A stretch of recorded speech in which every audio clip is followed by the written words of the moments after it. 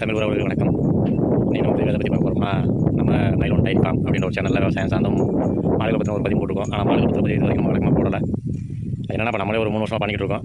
இன்னுமே நம்ம மாடுகளை வந்துட்டு ஒரு முழு அனுபவம் நம்மளுக்கு சரியாக வரல. என்ன காரணம்னு பார்த்தீங்கன்னா, நம்ம ஒரு 2 வருஷமாக நான் வந்துட்டு மாடை பார்த்துட்டு பார்த்து வேலைக்கு போய்கிட்டு இருந்ததுனால சரியாக நம்மளால் முழுசாக மாடுகளை கவனிக்க முடியல. இப்போ ஒரு 6 மாதம் நம்ம மாடை வந்து ஃபுல்லாக பார்த்துட்டு இருக்கோம். அதனால் மாடுகள் என்ன தெரிஞ்சுக்க வேண்டிய விஷயங்கள் நிறைய இருக்குது. அதனால் நம்ம ஒரு விஷயமா தெரிஞ்சுக்கிட்டு நம்ம அடுத்த மூவ் பண்ணுவோம். அடுத்த மாடுகளை பற்றின ஒரு சில பதிவு நம்மளுக்கு இந்த மாடுகளில் ஒரு அனுபவம் இருக்குன்றதை தொடர்ந்து பார்க்கலாம். இது வந்து நம்ம மாடு செட்டு பார்த்தீங்கன்னா தெரியும். நம்ம மாடு செட்டில் வந்து அடிப்படை வசதி எதுவுமே கிடையாது, செட்டு மட்டும் தான். ப்ளஸ் வந்துட்டு பவர் கரண்டோ எதுவுமே கிடையாது. ஃபுல்லாக மேனோட தான் நம்ம வந்து பார்க்க இருக்கோம். மாடு ஃபுல்லாகவே பகலில் அந்த செட்டுக்குள்ள கட்டி கிடக்கும். நைட்டில் பார்த்தோம்னா பின்னாடி இந்த ஓப்பனில் கட்டி கிடக்கும். இது ஒரு 15 சென்ட்டுக்கு வந்து நம்ம ஃபென்சிங் போட்டிருக்கோம். இது வந்து ஒரு ரூம். இந்த ரூமில் வந்து நம்ம வந்துட்டு வைக்கோல் அடைஞ்சிருக்கோம். இது வந்து என்னன்னா நம்ம விவசாயத்துக்கு யூஸ் பண்ணுற நம்ம போர் வந்து நம்ம செட்டுக்குள்ளே இருக்குது. நம்ம அந்த 15 சென்ட் ஃபென்சிங்குள்ளே இருக்குது. இந்த தண்ணி வசதி மட்டும் தான் நம்மளுக்கு இருக்குது. மற்றபடி எந்த கரண்ட் வசதி எதுவுமே கிடையாது. நைட்டில் வந்து நம்ம வந்து இங்கே வந்து பார்த்துக்கிறோம். கட்டில் கிடக்குள்ள பார்த்தா தெரியும். காலையில் வந்துட்டு நம்ம பால் வந்துட்டு கறந்து கொண்டு போய் மாட்டுக்கு பண்ணையில் ஊற்றிடுவோம். அந்த மாதிரி தான் போய்கிட்டு இருக்குது. தொடர்ந்து அடுத்தடுத்து நம்மளோட சேனலில் மாடுகளை பற்றின பதிவும் பார்ப்போம். உங்களோட ஆதரவு கொடுங்க. நன்றி, வணக்கம்.